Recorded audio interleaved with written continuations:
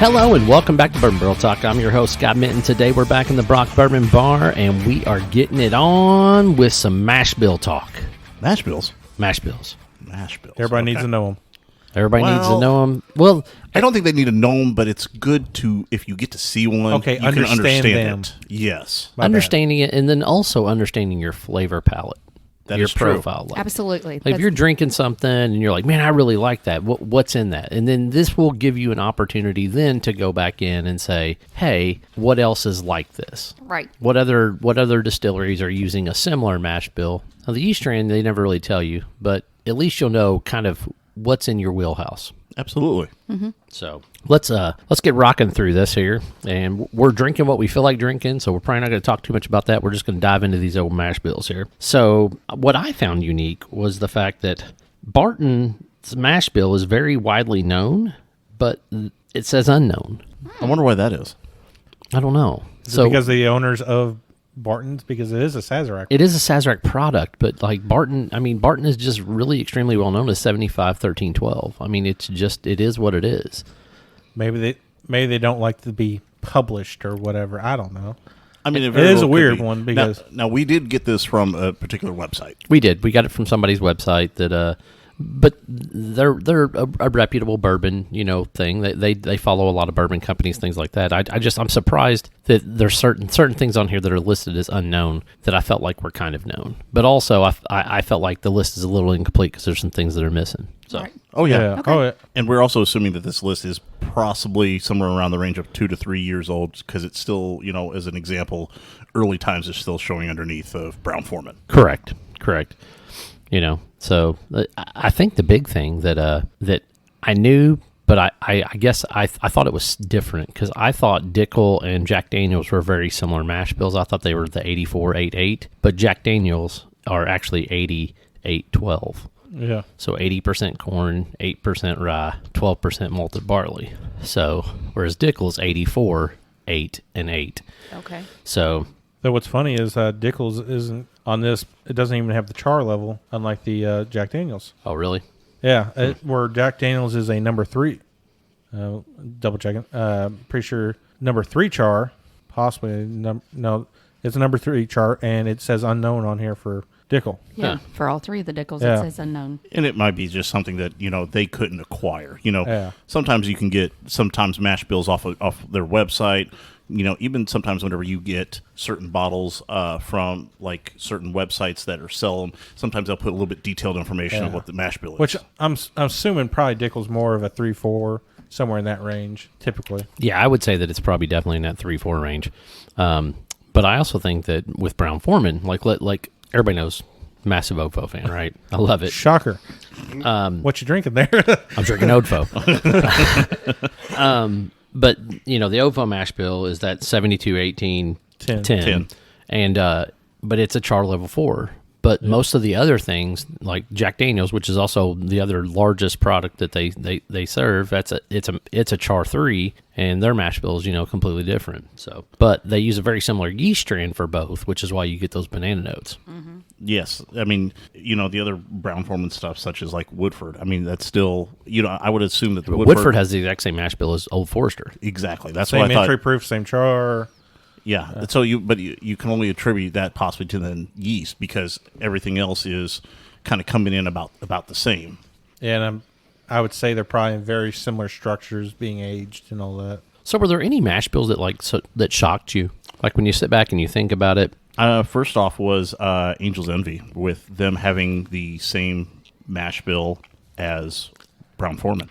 Now, do you know why that is? Because of the Hendersons. I think they took it with them, right? Yeah, so the Hendersons were long-term Brown-Forman employees. They were he was one of the executive presidents there, and they loved the mash bill so much, but they kind of pretty much said, hey, we'll use the mash bill if you don't mind, but I'm going to use a different yeast strain, and I'm going to finish all my stuff, basically, with the port and with the rum, and that's what the difference was. Well, I will say the Willet number 2 bourbon, that's 79-7-14. That's sort of an unusual when going through this list. Most of them are either 70, 75. They're not in a weird number per se. I about to say the only thing that other thing that caught my eye was for Four Roses, just in general, how low of corn a number of their mash bills are. I mean, some of the corn is just sitting at 60, and it's wow, that's impressive of how much it is. But I think that's where they're trying to get few of their different floral notes to come in, so they pump up that rye a little bit more in some of their. Yeah, that's all the OBs. Yes. All the OBs are 60. All the OEs are 75. I think 75. Yep. Yeah. Yep. So, and that's one of the things I love. Really messing with people on. Is the mash bill on those Four Roses, because they're just it's all Four Roses. It's all made in the same distillery, right? But they run that that 35% rye and the 20% rye. And then they also look like they mix up the char levels on the barrels too. Yeah. They range in 3 and 4s typically. But what really tricks me out is I thought they went at a higher proof, and the fact that you get so many of their barrels that come in at 104, 105. I mean, they lose a lot of proof. I feel like, which just seems weird. Oh yeah. Yeah. I mean, think about how many Four Roses barrel picks you've had. How many do you see that are north of 120? Not as many as you would think, being that their entry proof's 120. Right. Only do you usually see the tier 6s over that level. Yeah. You get a few tier 5s. You get a few, but not they're many. few and far between. Yeah.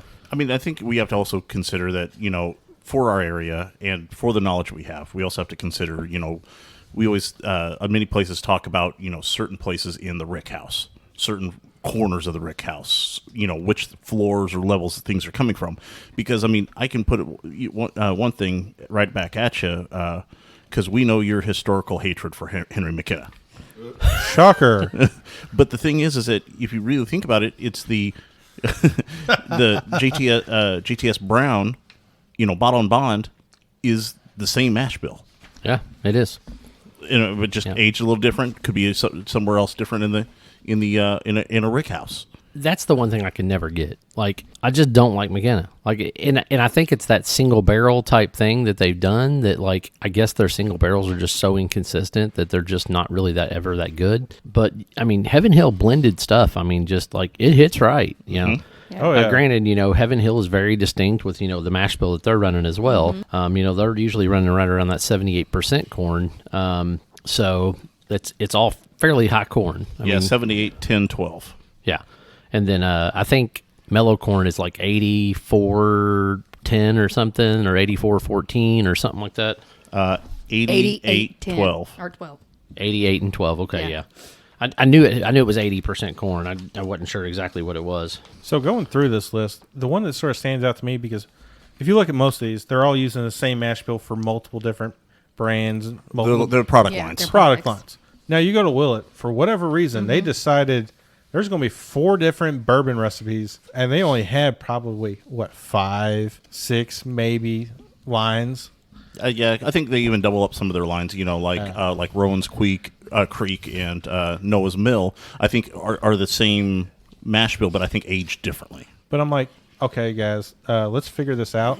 Let's stick to 1 or 2 and make it a lot better than what it is. Because I've had a few Willet bourbons that are good, and most of them, they're lacking. And to piggyback what you were talking about, Henry McKenna, and the fact that I love a lot of other Heaven Hill products, like one of my favorite everyday shelfers is OGD 114. Yeah. Yes. Oh, yeah. Absolutely.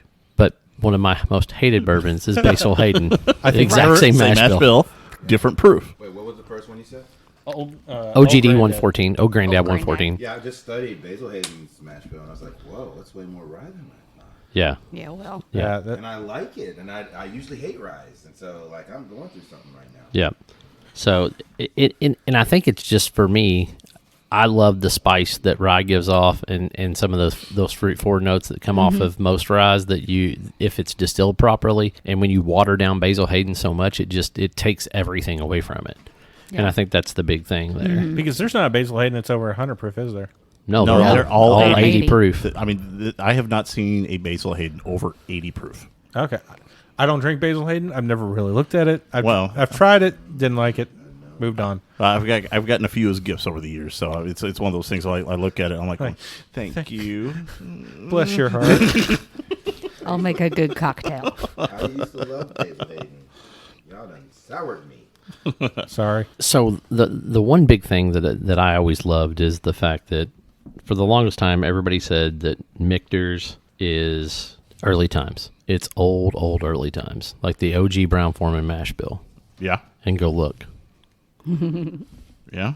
The exact same mash bill. So, I mean, you're talking about a company that literally had only been open for 4 years. They had 10-year-old whiskey, and most of those Mick 10s taste really good, and we all love them. Why do you think we love them so much? Well, no. At least on here, Michter's is showing 79.11. It's 79, 11, 10. Yeah. And early times, Brown-Forman, 79, 11, 10. Oh, shit. Nice. I was not paying attention to it. Obviously. But here's the other interesting thing is that I'm looking through this list, and what I'm seeing is none of the major mash bills across any of them hit 80 on the corn. There's a few. Other than JD. Yeah, I Yes. mean, other than your what you consider whiskey. You're right. More so. There's whiskey, there's the mellow corn, but the ones that are typically labeled bourbon that we have on this list are not hitting an 80% corn on the mash bill. Because it's Reddick's. IW the Harper's are, at 86. Yeah, Oh, IW okay, I'm Harper. sorry. That's only the 15 year. It's not even the regular IW Harper. It's No, just the 15. I'm just looking. I mean, Yeah. that's the But first yeah. one I noticed. But and yeah, the Rhetorics. that was just that was Some a up quick here. scan. But you have one that's like the Old Scout, but it's a whiskey, it's American whiskey, so Yep. it's not even hitting that, and that's at 84. But even the New Bernheim Forged Oak, Yeah, it's pretty much all, other than a couple of ancillary ones. It's JD or Dickel. Yeah. That are over 80. And if you look at the entry proofs, most of them are either 114, 120 in Four Roses' case, or 125. 125 seems to be the more prominent one. Well, that's the legal know. limit. 125 Yeah. is legal limit. Yeah. But it seems like there's several that's using under the 114, 118, but a lot are definitely entering at that higher proof. Then you got Well, I think the thought behind that is that you're going to assume that somebody is going to end up watering it down. You're going to lose a lot to the angel share, as aging happens in those barrels. And so for them to be able to proof down it, adding distilled water, that's just going to maximize their bottles even more out of this. So if they come in at like a lower entry proof, somewhere about 90s, you're not going to be able to make a mass amount of as much money. I don't see any at entry proof that are below 110 either. yeah. There's a ton that are unknown. There's also one. Oh, wait a minute, Michter's. Yeah. Michter's has I was just one. saying, Michter's has 103, 107. Yep. I think 2 103s, 107. Though there's a weird one with the Hatfield Company, Hatfield and Company. Their entry proof's 123.5. I mean, one of the Willets is 107 at the bottom of one of the pages. Well, just thinking, you're so close to 125. Why not just? It matters. I mean, in a flavor profile, it could matter. Yeah. True. 100%. I mean, well, think about Michter's. I mean, just as even though the mash bills are very, very similar, they taste way different. Yeah. I mean, there's definitely some complexity differences between that lower entry level barrel proof. Now the McTen's not so much, because those are the older ones that are older stock. Right. Where we assume, But when you're drinking those 5, 6, 7-year-old Michter's, your standard, Michter's, sour mash, Michter's regular, things like that. All those have, a different flavor profile, and I think a lot of it has to do with the entry proof on the barrel. Yeah. Absolutely. I just pointed that one out because it was weird. I think Buffalo Trace is the funniest because so much stuff is listed as unknown, or right. Sazerac, I guess we'll just say in You might general, as well because just- Barton's the same way. I mean, the only thing that's not unknown on here is the char level and the entry proof. Right. and the rye percentage. Well, Right. that's But only even that's guessing. general, yeah. Yeah. Yeah. Right. Yeah. What was- Mash bill number 1 and mash bill number 2. So, which I always think is funny. Mash bill number 2 is the 12 to 15% rye, and mash bill number 1 is the just over 10%. That's a sneaky sneak.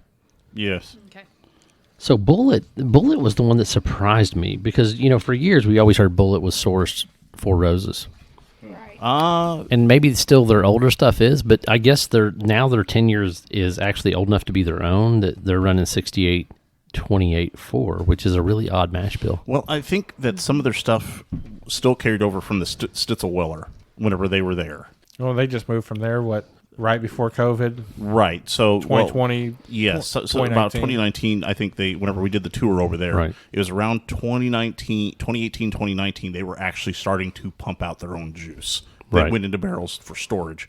And then whenever we were going through, I think in 2022, I think it was. I don't remember. Well, we did a tour over of it, and they were now just then starting to say, hey, some of the new stuff, we're starting to hit that 3-4 year that our juice is going to start being incorporated into this stuff as we kind of cycle through. I don't know if they have a 10-year that's ready that's their own juice, I would think. That's what I'm saying. Like, that's what's weird to me. Yeah. Because it was always rumored that it was either Four Roses or it was Barton. All their source stuff was. So, I don't know.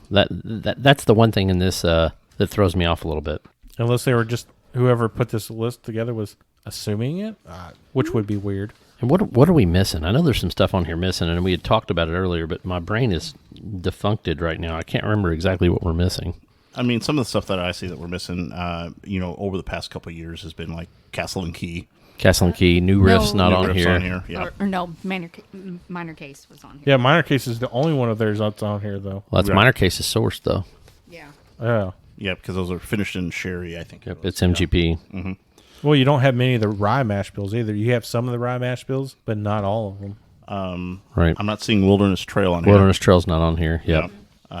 Which makes me surprised because I do see Rabbit Hole on here, Yeah, I know. which is, I thought Wilderness Trail has been around just a little bit longer than Rabbit Hole was. I'll tell you the other thing that surprised me. Maker's Entry Proof is 110. I'm not surprised by that. Yeah. Really? Considering a lot of their cast strength stuff that comes out, Yeah. it's barely hitting over 120. Yeah, but I mean, but that's the thing. A lot of their stuff is like in that, their sweet spot is that 6 to 7 year range. Like that's kind of yeah. their sweet spot. Typically, you don't pick up that much proof. Yeah, because I can remember what. You don't usually pick up that much proof until you get to like years 9, 10, 11. Yeah. Like, I mean, they're gaining 10% alcohol, but unless they're cycling somehow. Because it's Old Forester, they cycle, right? Like we know they cycle. So like a 4-year-old product from Old Forester typically tastes 5 to 6-year-old. Like they're just a little older, just by nature, because of the way they heat cycle their warehouses. I mean, the only one I know that doesn't heat cycle or move their stuff is Four Roses. Right. But, the thing is that, Because they got the single stack metal rick houses. I don't know if it gives credence in it all, but I know that there are a number of ways that, people think of, you must paint your rick houses black. You must paint your rick houses white. And I know, from driving through. They have red or black ones. Well, yes. Yeah. But they do color it. I mean, but Yeah. also how many floors on there, I would say that pays a little bit of a Well, that or possibly how many barrels are they trying to shove into? a rick house. Mm-hmm. Yeah. And so, one thing that actually honestly surprised me more recently was people kind of said your cheaper stuff is at the top of the warehouse while your more quality stuff is at the lower rick house. Give me the top most of the time. And I'm like I'm wondering why that would be, because I would assume that the top of your rick house is going to be doing more cycling into that wood, giving you more flavor than lower in the rick house. Lower is going to be typically more your older stuff, your 20, 25s typically, or But if you're not cycling, though, that's Right. assuming you're cycling. yeah. Well, I'm assuming you're not cycling, especially like if you're getting like a 15 or 20-year-old Pappy or 23-year-old.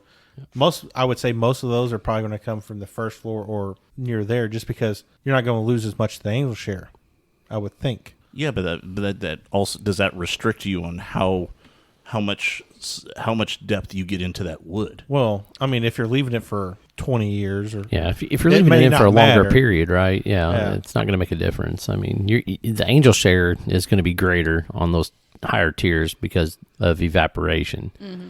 So yeah, that, but the density comes into it too. yeah, I mean, so that's the thing. But that you're going in and out of that barrel a lot more frequently because I think they said at like 65 degrees is when it starts to go push back out. Yes. Yeah. Something like that. Something around there. Yeah. Somewhere in that ballpark. So like on those upper tiers, a rick house might get to that 65 degrees and stay there for, a longer period of time in the fall easier than it does in the bottom, or vice versa. So I don't know. That's why heat cycling, I think, is so important in some capacity. But I think that's more or less control, but it makes you wonder. Can you cheat seasons? Oh, you can absolutely cheat seasons. I mean, I've heard of distilleries that actually like smaller ones in order to kind of get their stuff ready faster, like put them out in the summer for like a month and a half, like you let them get super hot and then pull in 20, 30 barrels at a time into like a freezer or into a cooler and push all the liquid back out of it and then throw it back out in the heat. Force cycling. Like force cycling, not Yeah. like, like Go Old Forester is temperature controlled, so therefore they, kind of fluctuate the temperature right where they want to be in that sweet spot. Yeah. I don't need to really answer this, what my favorite mash bills are, do I? I already know your favorite mash bills. 95.5. Almost anything Brown Foreman, but you like the Old Faux yeast string. How about that? Yeah, well, I mean, I love all Brown Foreman products for the most part. I mean, I love JD, I love Woodford, I love Ofo.